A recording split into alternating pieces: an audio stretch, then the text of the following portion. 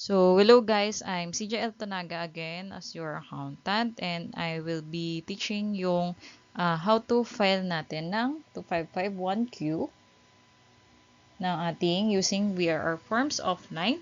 But yung mga those with 2551Q in the COR or yung Certificate of Registration natin or yung BIR Form 2303 but wanted to switch to 8% tax rate. So, mga nag-aasam na maging 8% tax rate. Mga nag-aasam ng 8% is convenience or less than 250 or 400k yung net sales for the whole year. So, ayan, no? So, disclaimer, this video was created in July 2024. Any BIR regulation issued after this date may affect the computation. Okay? So, this is 2551Q only, not included yung other form. So, ayun no. So, pag ganito yung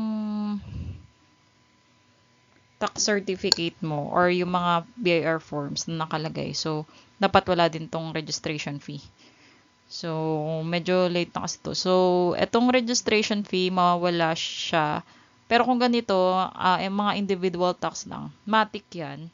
Automatic 8% tax rate kasi nakapagsabi ka kay BAR na gusto mo 8%, so tinanggal na nila yung percentage tax. So, no need to file the 2551Q every quarter.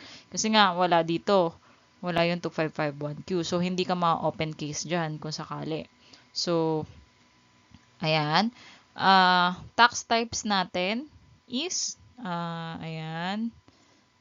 Pag ito yung COR mo, may percentage dito, percentage tax quarterly, yan, 2551Q. Hindi siya matic na 8% ka. So, meron kang option to use the graduated tax rate or the 8% tax rate each year at the beginning of the year. So, ayan, meron kang option. So, hindi siya matic na 8% ka. So, pwede ka mag-graduated, pwede ka mag 8% every year. Basta hindi within the year. Every year siya. So, ayan, no? Ito yung 2551Q. Kaya ako nagde-discuss again. Kasi may 2551Q nga dyan. Then, basta ang 255Q, ang due date niya is within 25 days after the end of each taxable quarter. So, first quarter, January, February, March, due date nung April 25. April, May, June, mag-due date na ngayong July 25. Sa third quarter is yung October 25. Then, fourth quarter is before January 25. Yeah. So, hindi ko na masyadong explain. So, explain ko muna yung Revenue Memorandum Order sa 23-2018. Kasi alam ko may iba dito magtataka kung bakit baka na ako agad, percentage na agad ako, graduated na agad ako, gusto kong mag-tax at 8%. So, pwede mo naman siyang gawin. So, i-discuss ko lang kasi para may reference tayo, no? Hindi basta-basta na, ito, ganito. Hindi siya haka-haka. So, meron tayong RMO 23-2018. So, ang nakalagay naman dun sa paragraph number 6 or is the beginning of each taxable year, all individuals are subjected to a graduated income tax rate, sabi nga. Pero, si self-employed individuals who opted 8% is effective only on the current taxable year. Ibig sabihin, kung nag-avail ka ng 8% ngayong year ka lang magiging 8%. So, yon. Tapos, the next year, ayan, shall be automatically subjected to graduated income tax rate at the beginning of the succeeding taxable year. So, next year, automatic graduated ka. So, kahit na pinili mo ngayon 8%, next year automatic na graduated ka. Thus, availment of 8% income tax option is required to be signified and elected every taxable year if the taxpayer wishes to be covered by the such income tax rate. So, Ang ibig sabihin lang nito, mag 8% ka ngayong year. So, 8% ka ngayong year, next year, graduated ka. Unless, ilalagay mo dun sa mga forms mo na gusto mo pa rin mag 8%. So, yan. Ang nakalagay dyan, paano mo siya paano mo masisignify ang intention mo na maging 8% ka. So, kapag new business registrant ka, pwede mo siyang isignify using dun sa registration form natin na 1901 or nakalagay dyan or 1701Q. So, ibig sabihin, on the initial quarter, kapag new business registrant ka, may option ka na dito sa 1901 na kung nalagay mo 8% ng goods ka na 8% ka. Pero kung hindi mo nalagay at hindi mo alam na yung 8% basta nag-ano ka na lang, nag-register ka muna for the benefit na makapag-register ka na. So, tsaka mo palang aralin tapos na ano mo na 8% pala maganda sa'yo kasi less than 400k ka or feeling mo mas convenient ka sa 8%. So kung hindi mo na-signify dun sa registration form mo, pwede mo siyang baguhin sa 1701Q or dun sa initial quarter ng BIR tax return na 2551Q and or the 1701Q of the taxable year after the commencement of the profession. So, kung nag-register ka ng June, magpapasa ka ng 2551Q ng July. So, pwede mo nang i-ano dyan ng first quarter na gusto mong mag 8%. Ganyan. Basta ang una mong filing, yun na yun for the whole year kung anong gusto mo ng first filing mo. So, ganun siya. On the initial quarter of the BIR, yan. So, kapag new business registrant ka, meron kang option na 1901 tsaka 1701Q or 2551Q. Pero kapag existing ka na, so, pwede ka mag-file nung 1905, the application for update at the beginning of the taxable year. So, ganyan siya. To end the date form type of the quarterly percentage tax para mawala na yung quarterly percentage tax dun sa or may end date na yung form type dun sa COR mo. Yan. Provided that the option to avail shall be selected on the initial quarter. So, pwede kang yan kung existing ka, pwede ka dito, pwede ka dito. Kasi nakalagay is or, yan, and or. Yan. So, meron tayong percentage and income tax return. So, ganyan, pag new business ka, pwede kang mag 1901 sa pan-registration. Kung hindi mo nagawa is, pwede kang mag-file pa sa first quarter. So, ganun lang siya. Otherwise, kung hindi mo ipipiliin yung 8%, magiging graduated income tax rate ka. So, ganyan. So, the income tax rate option, sabi dito, income tax rate option, once elected, shall be irrevocable and no amendment of option shall be made to the taxable year. So, ang sabi dito, si Mr. A, elected yung 8% na income tax rate. Kapag yung tax rate na yan, na option, ang gusto mo, nung February 14, nung nag-file siya ng 1905. So, update siya ng registration niya. So, later, before the due date on the filing of first quarter or the income tax return ng first quarter, percentage man yan, or income tax, Mr. A had a change of heart to be taxed at graduated date. Sabi dito, can Mr. A signify the option to be taxed graduated rates? Yan.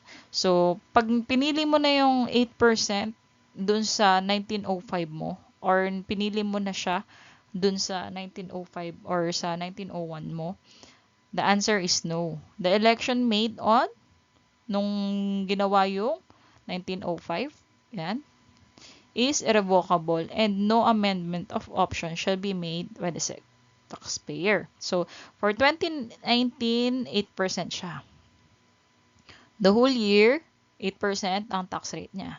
Pero beginning 2020, Mr. A is automatically subjected to graduated income tax rate unless i-opt niya ulit yung 8% by signifying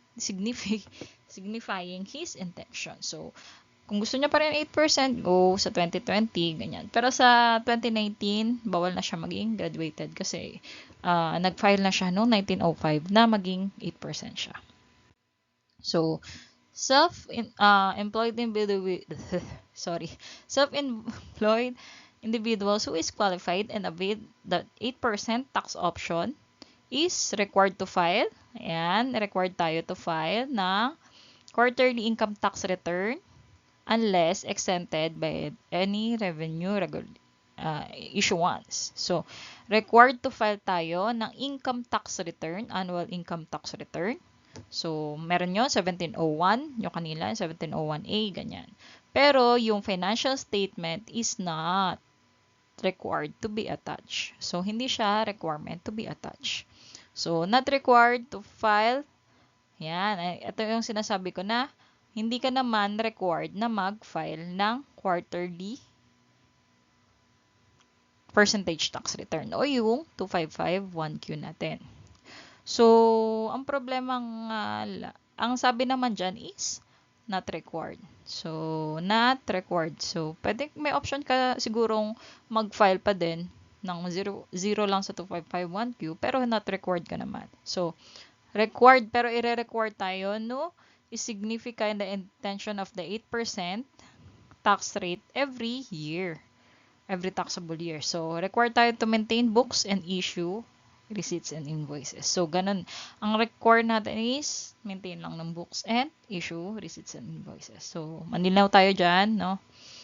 Pasa tayo quarterly, income tax return, annual, pero hindi kasama yung FS, ganyan. So, okay na.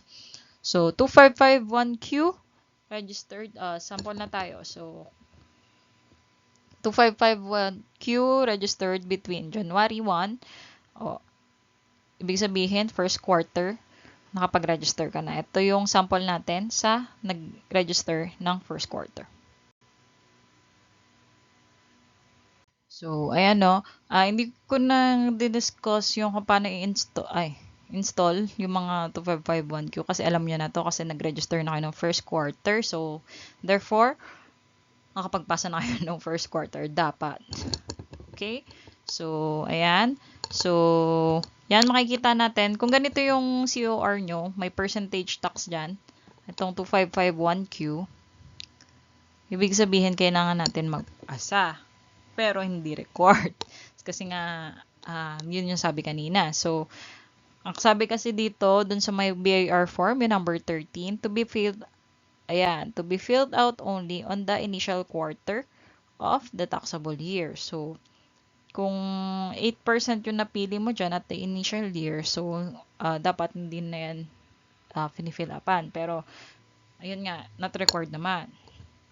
So, bakit ko ba dinidiscuss to? So, option 1 is not to file the second to fourth quarter to 551Q since you're opting the 8% is not required to submit to 551Q. Yun nga, sabi kanina dun sa RMO natin na diniscuss kanina, not required ka naman to submit na to 551Q.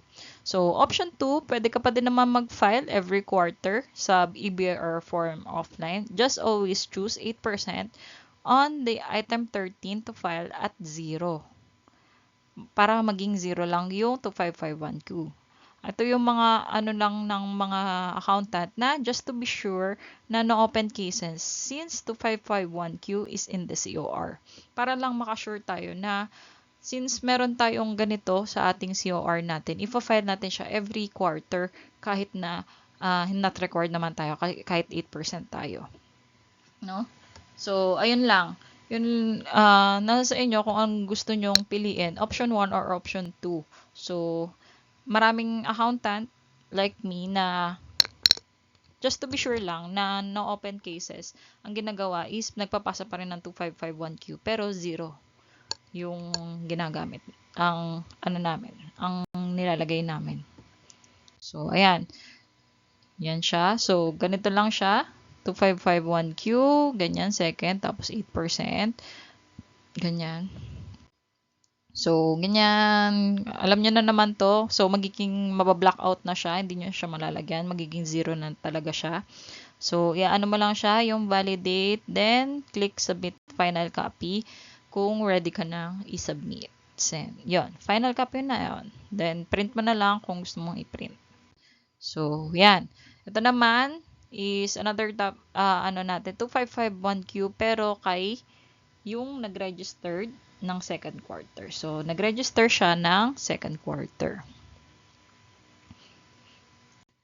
So, ayun, no, 2551Q registered between April 1 to June 30. Same lang ng process. Kaklik mo lang calendar, December. Hindi ko na pinakita kung paano i-download, install. Meron ako separate video for download and install. So, ganyan siya. Lalagay mo lang dito sa taas itong item number 1 for the calendar year, item number 2 sa December 2024. Yan, calendar, ibig sabihin yung year ended natin is December. So, second quarter, kasi nga second quarter na tayo ngayon. Then, i-choose mo lang lagi yan. So, ang mag-a-appear lang naman yan sa kanya is 0 lang. Yan. So, i-click mo lang yung validate dito. Pag okay na yan, lahat ng information na ano mo na lagay mo na. So, validate, may magpa-pop out, then submit final copy. Kung gusto mo na yun, i-submit final copy. So, 2555U reminder, file on or before July 25, 2024. Yun lang. Thank you. Kung nakatulong po ako sa inyo, please like, share, and subscribe. Please watch the ads kung meron man. Thank you po. Salamat and God bless. YouTube channel natin is Outplus After. Salamat. Thank you.